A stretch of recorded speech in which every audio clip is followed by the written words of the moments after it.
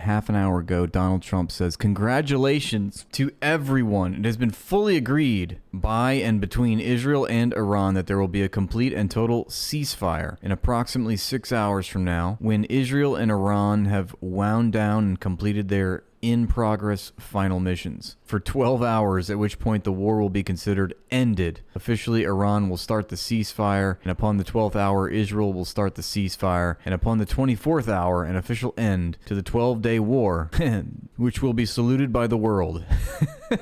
That's right. 24 hours from now, we will all go outside, find the nearest American flag, and salute it. An official end to the 12-day war. During each ceasefire, the other side will remain peaceful and respectful. I like that Donald Trump sounds like the voice of reason here. He's the intermediary. He's the calm, cool negotiator. He's the disappointing parent. Everyone's gonna play nice now, or else you're not getting any dinner. On the assumption that everything works as it should, which it will, I would like to congratulate both countries, Israel and Iran, on having the stamina, the courage, and the intelligence to end what should be called the 12-day war. Yeah, no, we got that, Donald Trump. We got that. You're calling back the 6-day war in 1967. Now we've got double our pleasure, double our fun, the 12-day war. This is a war that could have gone on for years and destroyed the entire Middle East, but it didn't and never will. God bless Israel. God bless Iran. God bless the Middle East. God bless the United States of America, and God bless the world. What?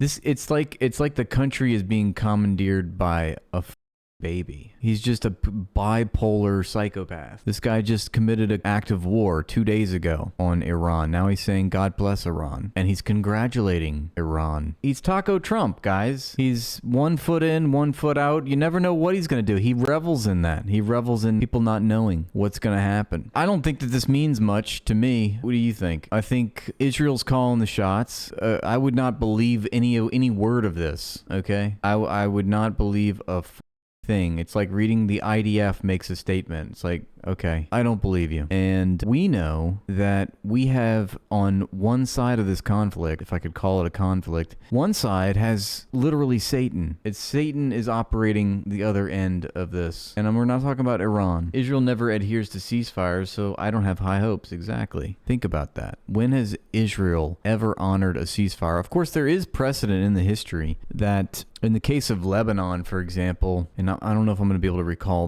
the details, but, you know, they periodically attack Lebanon to try to, you know, intimidate their neighbors and everything.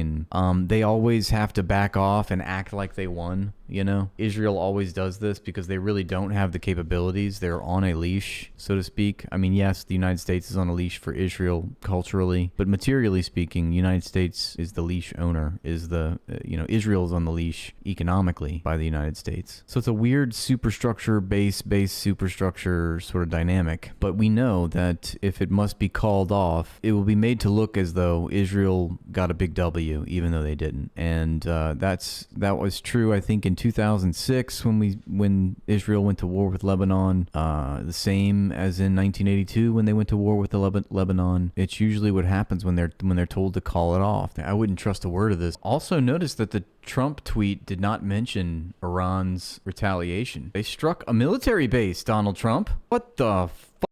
That's our servicemen and women out there in the Middle East holding the front lines for us, standing guard. You're just going to act so blasé about it all? You're not even going to mention that our Air Force base was attacked in Qatar? Y'all see this? Israel's trying to keep this secret, but Iran has killed the head of the Mossad, David Barnea. The Mossad headquarters in Herzliya was destroyed in a precise missile strike. Israel's trying to keep this secret, so don't share this. He's nowhere to be seen. Remember, we're dealing with Israel here. We can't underestimate the depth of their subterfuge and deception. They will 1000% strike again. Guess what's at stake? It's Netanyahu's political career. It's Milikowski we're talking about. This guy will do everything and anything to maintain his power, including breaking a ceasefire. And if there's anything we've learned in the months that Donald Trump has been president for his second term, it's that his butthole is gaping wide for Milikowski and the Israeli state. And that's what $300 million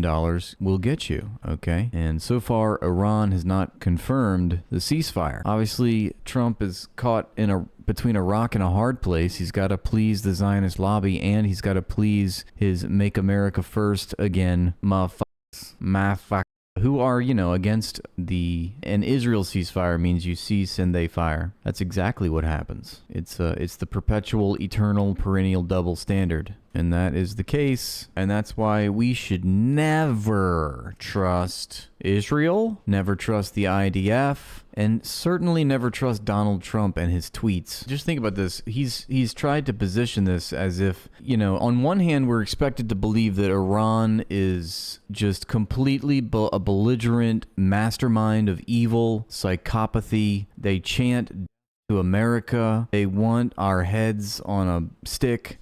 They will stop at nothing to destroy us. And that's why we had to act, y'all. We had to go in there and do this strike because, freedom and democracy. And, like Ted Cruz was saying, he's a non-interventionist hawk. He only intervenes on matters of national security, of course, which is it's just a rare excuse. You never hear that when the United States wants to intervene. And yet at the same time, congratulations to Iran, Donald Trump says.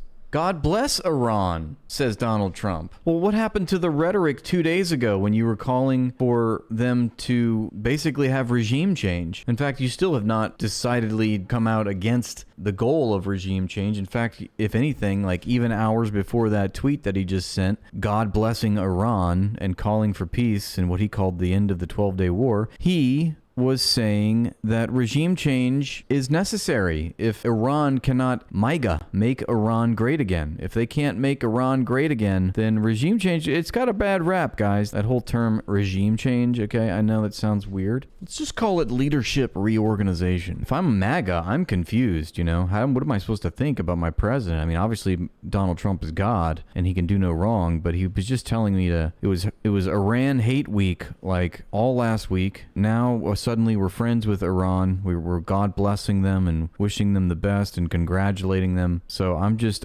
confused. I feel like I'm being gaslit. Sorry, they weren't making their country great again, so we went in and we them. Okay. I have to make sure that you're making your country great again. If you're not, then we will call a military strike against you. Also, it's just wild that geopolitical affairs are settled seemingly with a tweet by Donald Trump. How is this the arbiter of official diplomacy? Whatever I tweet, I make so. I am Donald Trump. It's a show. It's a clown show. International law is a complete sham. This is why we have the UN to begin with, is supposedly in theory to deal with these kinds of issues, prevent the outbreak of war. But in the realpolitik framework of the actual world as it exists, it's Donald Trump tweeting about ceasefires. And thank you for your attention to this matter. I know I'll never get over that. He announces war with Iran and then says signs off like he's the manager at CVS talking about a cleanup on aisle 5. Thank you for your attention to this matter. Okay, Israel and Iran trending once again. So apparently Operation Tidings of Victory was the name of the Iranian operation against the U.S. base in Qatar. In a statement following the successful retaliatory operation codenamed Tidings of Victory, Iranian armed forces said it came in response to the blatant military aggression by the criminal regime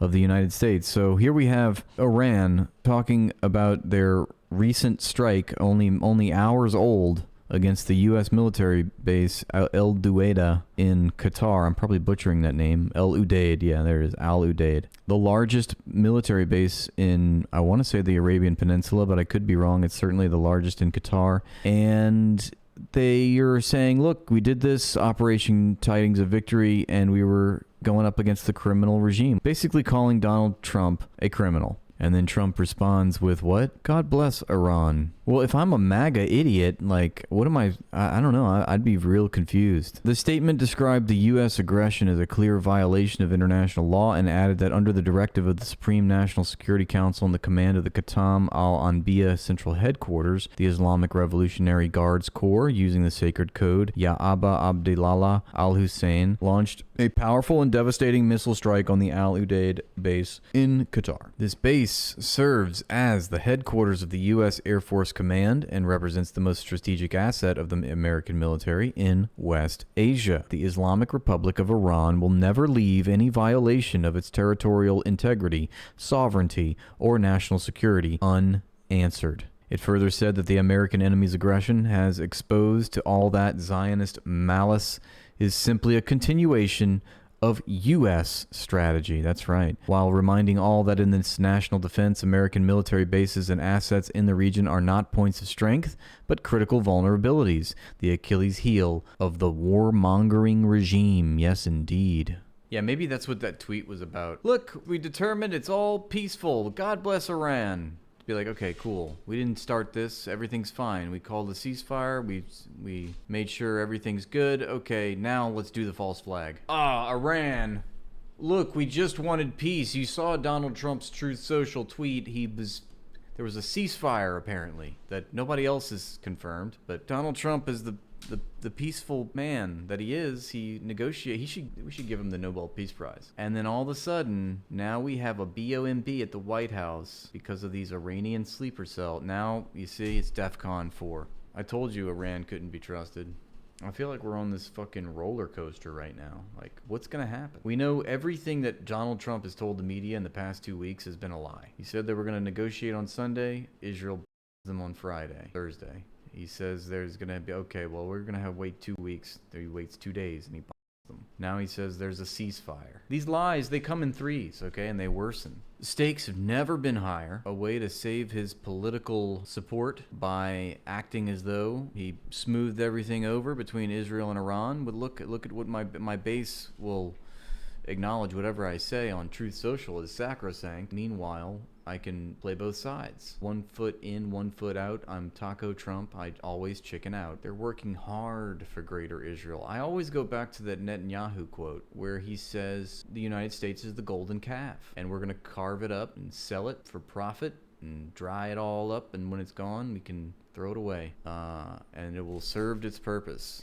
And that's the Zionist mentality. They are completely cancerous. That is infecting everything it touches. Milikowski turns everything he touches to rubble. 2 words that should never belong together. Israeli ceasefire. It's like, is the Israeli ceasefire in the room with us? It's like talking about Santa Claus. It's like there's no such thing. It's a figment of our imagination. You're just being gaslit and lulled to sleep at every turn. They come first for the Palestinians and then they come for us. Everything that says everything about what they are is encapsulated by what they're doing to the Palestinians and what they will eventually do to everyone else. I personally think that Israel will most definitely continue attacking Iran. Now, I don't know, is it going to be in the next few hours? Is it going to be in the next few days? Is it going to be in the next few weeks? There will be something that happens which Milikowski will politicize, weaponize, to use that as a pretext. They have no shortage of pretexts. Yes, we have looked into their Samson option, which is basically, when all else fails, they will drop the nukes. That's a scary proposition. Israel is faced day in and day out with an existential existence. They're always leaping from one existential crisis to another, and that's because they have no legitimate national or political rights in the land of Palestine. So they have to sustain themselves with the very thing that got them there, that got them that land, which is outright violence. The existence of Israel presupposes violence, is propped up via violence. Same thing that goes for the United States. I think it's a microcosm. All the themes are playing out, dialed up, because it's in the Middle East and it's more recent, it's more modern. It's actually happening right now. Whereas, and I'm not trying to whitewash the Native American genocide, which I think is still ongoing, of course. Same for the enslavement of African Americans. The reverberations are still very much in the present moment. So I don't mean to diminish what other ethnic groups have had to endure at the hands of the United States, and trying to compare that with what Israel's doing to the Middle East right now. But I do see the same themes, the same power structure doing what it does. And, I'll always go back to that principal contradiction in our world, which is imperial capitalism versus indigenous economic nationalism. And that's what we see playing out in the Middle East and around the world. And like I said yesterday, there's front lines to it, and Palestine is the front line, and the Middle East is the front line, Iran is the front line.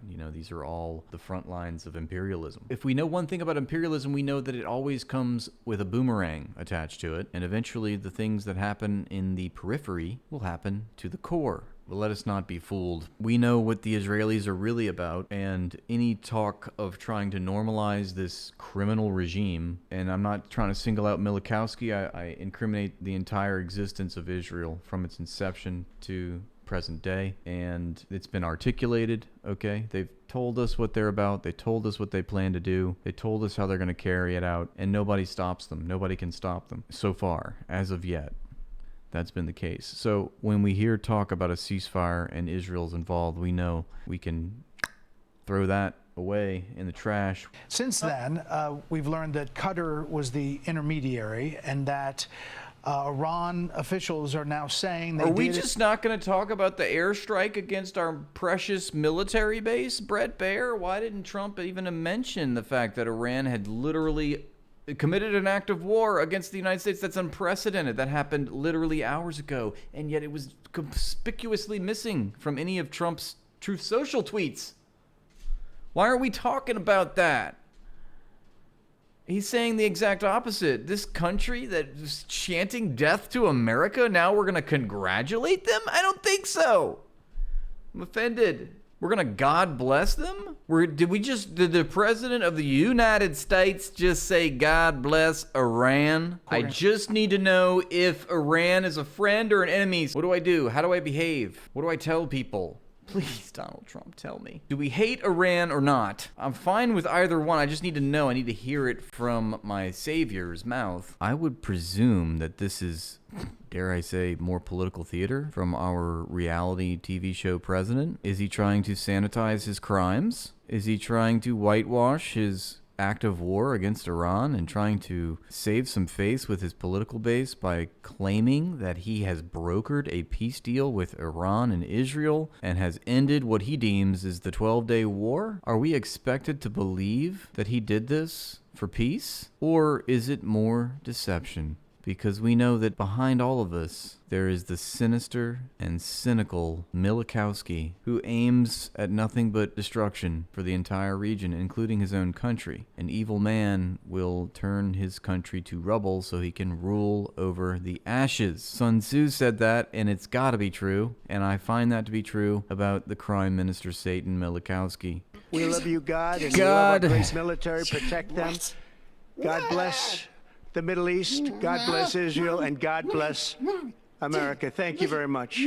No ceasefire, fake news, Zionists are in trouble, says Morandi. The Netanyahu regime is making a grave mistake. Angering Iran further will only make things far worse for Zionists across Palestine. After taking hits in an unprovoked war, Iran is gradually finding its footing. It will outlast the regime and progressively grind it down. I pledge allegiance to the flag of the United States of America and to the republic for which it stands, one nation under God, indivisible, with liberty and justice for all. Look, he's such a cope. This is such a cope. Why is the White House pledging allegiance to the flag? Is it because the word on the street is that Donald J. Trump is pledging allegiance to the flag of Israel? Why do we have to say this again? You knew it. You knew they would be trolled for this. There's the real flag.